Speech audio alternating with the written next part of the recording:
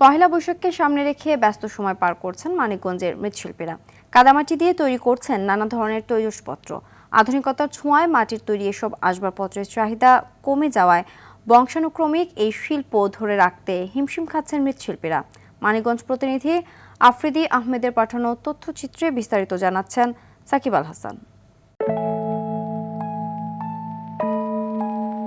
চৈত্রের আর কয়েকটি দিন পেরুলেই বাংলা নববর্ষের প্রথম দিন পহেলা বৈশাখ। দিবসটি ঘিরে মানিকগঞ্জের কুমারপাড়ায় চলছে মৃৎশিল্পীদের কর্মব্যস্ততা।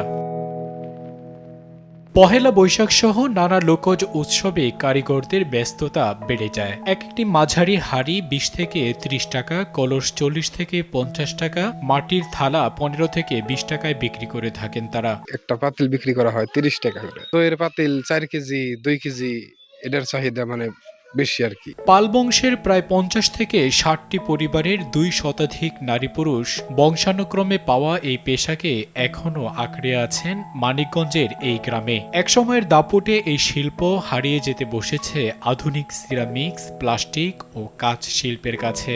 সরকারি প্রণোদনার দাবি মৃৎশিল্পীদের। সিলভার আসনে মনে করেন ওইটার চাহিদা কমে গেছে গা। সরকারের আমরা এটাই জানাই যে আমাকে জানি এই জিনিসটা দিকে একটু নজর দেয়, আমরা জানি এটা সবাই মিলে কইরা খাইতে পারি। মাটি ছাড়নে কত কষ্ট, আগুনের পুরা দিছি, আগুনের পরে কত কষ্ট। সরকার একটু অনুদান দিলে একটু আমাকে সহযোগিতা হইতো। প্রয়োজনীয় সহায়তার আশ্বাস উপজেলা নির্বাহী কর্মকর্তার। যদি সহজ সাহায্য সহযোগিতার প্রয়োজন পড়ে সেক্ষেত্রে আমরা অবশ্যই আমাদের উপজেলা প্রশাসন থেকে যতটুকু তাদের সহযোগিতা করা প্রয়োজন আমরা সর্বোচ্চটা দেওয়ার চেষ্টা করব। বাঙালি লোকজ সংস্কৃতির এই অনন্য নিদর্শন মৃৎশিল্পকে টিকিয়ে রাখতে কার্যকর ব্যবস্থা নেয়ার দাবি সবার। সাকিব আল হাসান, RTV।